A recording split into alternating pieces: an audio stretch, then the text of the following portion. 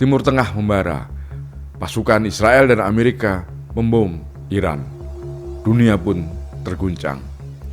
Beberapa menit setelah kabar tersiar ke seluruh dunia, media sosial terutama platform X berubah menjadi medan tempur yang kedua. Lini massa bergerak cepat. Video-video yang menggambarkan rudal dan drone terbang muncul berseliweran. Peta pergerakan pasukan tersebar. Analisis geopolitik dari berbagai akun muncul bak jamur di musim hujan. Padahal kemarinnya akun-akun tersebut masih membahas saham, kripto, gosip artis, atau awardi LPDP yang mau pindah ke Inggris. Apakah yang kita tonton itu benar-benar perang? Atau kita sebenarnya sedang menonton versi algoritma tentang perang dalam genggaman tangan kita? Kita bahas setelah ini teman-teman. Tapi seperti biasa, jangan lupa ya like, share, dan subscribe kanal ini.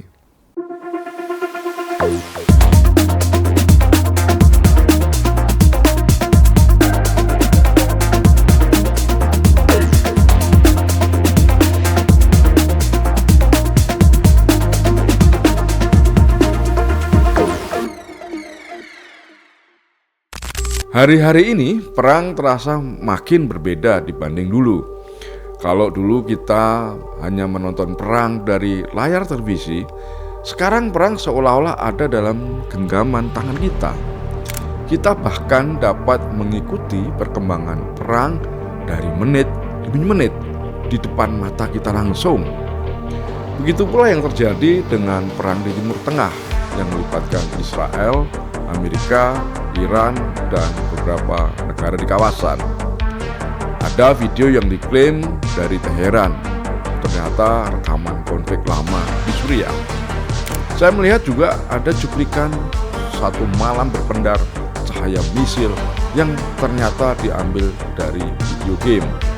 Ada juga gambar rudal yang terbang melintasi laut dan akhirnya menghantam kapal induk Amerika yang ternyata saya ketahui belakangan itu ternyata buatan kecerdasan buatan atau AI.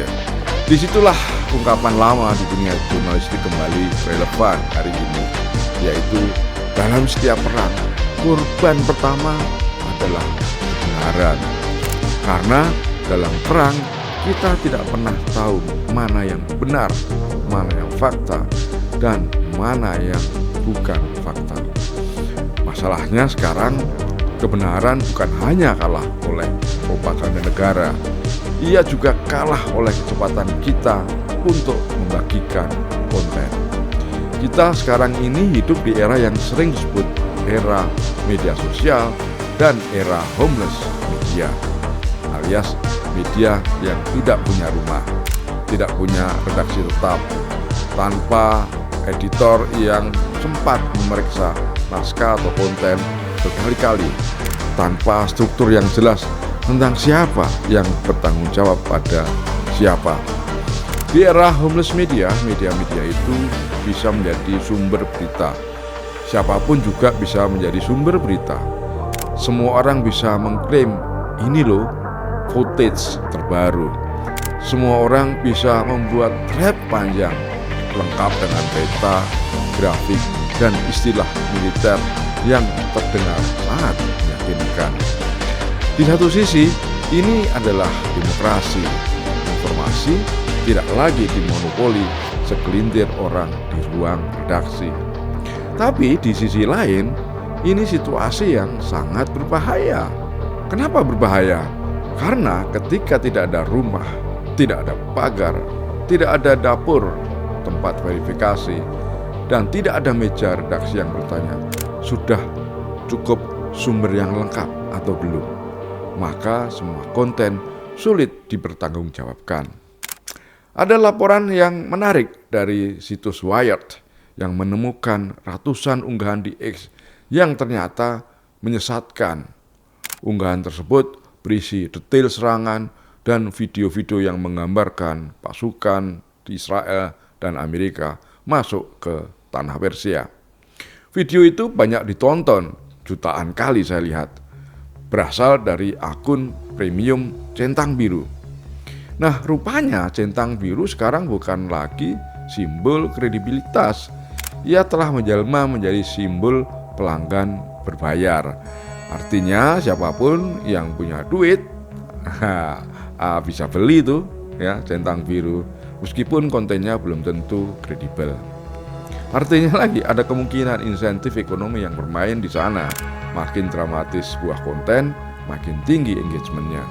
Makin tinggi engagement, makin besar peluang untuk dimonetasi. Kebohongan bukan cuma alat propaganda, ia juga bisa menjadi model bisnis ternyata. Jadi mari kita jujur pada diri sendiri. Saat breaking news seperti ini muncul, apa yang pertama kita lakukan? Jadi misalnya kita tiba-tiba melihat ada pesawat ya milik Israel atau milik Iran gitu ya yang membom satu apartemen atau sekolah. Apa reaksi kita pertama? Apakah diam saja atau langsung membagikan? Atau refresh, scroll, cari video yang lain, cari potongan gambar yang lain, atau cari analisis dari para pengamat abal-abal yang banyak bertebaran di media sosial. Kita ingin tahu mungkin ya sekarang juga, saat ini juga setiap kali melihat video seperti itu, karena kita tidak tahan pada ruang kosong informasi. Setiap kali ada informasi yang tidak jelas atau kurang lengkap, secara otomatis kita langsung scroll untuk mendapatkan informasi yang lebih lengkap. Dalam teori komunikasi ada konsep yang namanya information vacuum atau kehampaan informasi, yakni situasi ketika informasi resmi belum lengkap, manusia cenderung mengisi ruang kosong itu dengan spekulasi. Ilmuwan seperti Allport dan Postman dalam studi klasik mereka tentang rumor di masa perang pernah menunjukkan bahwa kecemasan dan ketidakjelasan mempercepat distorsi sebuah pesan atau konten. Nah, bedanya dulu rumor menyebar dari mulut ke mulut. Nah, tapi sekarang rumor menyebar dari satu server ke server yang lain dalam hitungan detik. Jadi cepat sekali ya. Dan algoritma tidak dirancang untuk membedakan fakta atau fantasi. Pokoknya disebar aja. Algoritma itu dirancang untuk memaksimalkan perhatian. Tujuannya untuk menarik perhatian sebanyak mungkin manusia. Jika satu video ledakan yang dramatis menghasilkan jutaan tayangan, sistem atau algoritma akan belajar bahwa itulah yang menarik. Dia tidak peduli apakah video itu ternyata hasil rekaan kecerdasan artifisial atau memang ledakan yang nyata. Kita sering menyalahkan platform, tapi jarang bertanya, kenapa kita begitu mudah terpancing dan ikut menyebarkan. Ada satu penelitian dari Stanford Internet Observatory dan MIT Media Lab yang menunjukkan bahwa kemampuan masyarakat membedakan konten sintetis dan autentik makin menurun, terutama jika konten tersebut dikemas dalam format berita cepat. Dalam situasi emosional yang tinggi seperti perang, kemampuan manusia untuk berpikir kritis memang melemah. Bias konfirmasi bekerja lebih cepat. Manusia cenderung mempercayai apa yang sesuai dengan keyakinan awalnya. Jadi jika sejak awal kita percaya satu pihak pasti agresor misalnya, maka video apapun yang mendukung keyakinan itu akan kita anggap benar. Padahal belum tentu, ya kan? Nah, di media sosial, framing tidak lagi dimonopoli oleh wartawan di ruang redaksi profesional. Sekarang ini setiap pengguna bisa menjadi pembingkai realitas. Robert Altman menjelaskan bahwa framing menentukan bagaimana publik memahami sebab, dampak, dan siapa yang harus disalahkan. Ketika video game disajikan sebagai rekaman medan tempur, ia bukan sekedar salah konteks, Ia membentuk persepsi tentang intensitas konflik. Ia juga membentuk persepsi tentang siapa yang kuat dan siapa yang lemah. Kita mungkin merasa baik-baik saja karena jadi penonton, tapi setiap kali kita membagikan, kita sebenarnya sedang ikut memproduksi realitas. Inilah sisi gelap dari media sosial dan homeless media. Tanpa redaksi profesional, tanpa struktur yang akuntabel, tanpa mekanisme koreksi yang jelas, informasi bisa sangat liar. Dan ketika sudah viral, klarifikasinya sering datang terlambat. Itu sebabnya para ilmuwan seperti Claire Walden dan Hussein Deraksan menunjukkan bahwa ada perbedaan informasi. Mereka membedakan ada 3, yang satu misinformasi, disinformasi, dan malinformasi. Apa perbedaannya? Misinformasi adalah kesalahan yang tidak sengaja. Disinformasi salah dan disengaja. Sementara malinformasi adalah informasinya benar, tapi dipotong atau disajikan sesuai keinginan sehingga menyesatkan. Nah, dalam konflik seperti perang, ketiga informasi ini campur baur, karut marut pokoknya. Ada netizen yang tulus membagikan video lama karena mengira itu nyata. Ada juga aktor yang sengaja membuat konten palsu demi agenda politik atau demi klik. Tapi ada pula informasi benar yang dipotong sehingga memicu kepanikan. Nah, di tengah itu semua, kita ini sebenarnya berdiri sebagai konsumen informasi sekaligus distributor. Nah, Reuters Institute berkali-kali menunjukkan bahwa kepercayaan masyarakat terhadap berita di media sosial lebih rendah dibanding media arus utama. Tapi saat breaking news, justru media sosial yang pertama kali dibuka orang. Nah, ini aneh ya. Karena kecepatan kemudian membuat orang kalah atau tidak hati-hati. Artinya kecepatan mengalahkan kehati-hatian. Padahal saya dulu diajarkan satu hal sederhana. Setiap kali melihat atau mendengar informasi, tunggu dua konfirmasi sebelum menulis satu kalimat atau pernyataan. Nah, dulu di ruang redaksi biasanya ada ketegangan atau konflik antara yang maunya cepat dan akurat. Tapi ada juga yang pagarnya jadi jelas. Ada editor yang bisa menahan berita jika semua temuannya belum solid dan valid. Nah, tapi di media sosial semua itu tidak ada. Tidak ada pagar lagi. Dan seringkali kita tidak sabar untuk membangun pagar kecil di kepala kita sendiri.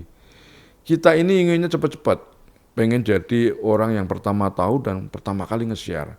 Bahkan tanpa sadar gitu ya, kita ingin jadi yang pertama membagikan konten. Padahal dalam konteks peperangan, kesalahan informasi itu bukan sekedar salah angka.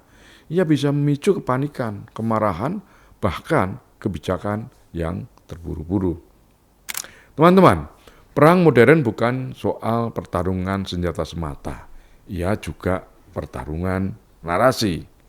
Narasi menentukan legitimasi. Narasi menentukan dukungan internasional.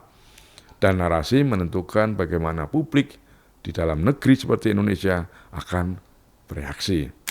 Nah, medan narasi itu sekarang ada di layar ponsel kita. Ya. Jadi, apa yang harus kita lakukan dalam situasi seperti ini?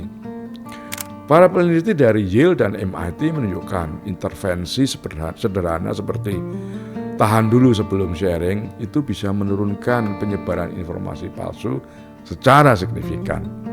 Jadi cukup hanya dengan satu jeda kecil. Tarik napas ya, baca ulang-ulang dulu, cek tanggalnya misalnya, lihat sumber aslinya dari siapa. Bandingkan dengan media-media yang kredibel dan punya reputasi positif. Benar enggak berita itu? Ya, cara seperti ini kedengarannya sepele, tapi di era yang maunya serba cepat, jeda adalah tindakan yang cukup radikal. Menahan diri itu penting. Karena literasi digital itu bukan sekedar tahu cara memakai aplikasi. Ia juga soal disiplin mental, soal keberanian berkata atau bertanya, saya belum yakin, jadi saya tidak akan membagikan apapun, gitu. Karena kita mungkin tidak bisa menghentikan perang di lapangan atau di tempat yang jauh, tapi kita bisa memilih untuk tidak memperkeruh perang informasi. Karena ketika realitas dan simulasi sulit dibedakan, kewaspadaan menjadi sikap etis. Perang di Timur Tengah mungkin akan dicatat dalam buku sejarah sebagai bab geopolitik yang penting.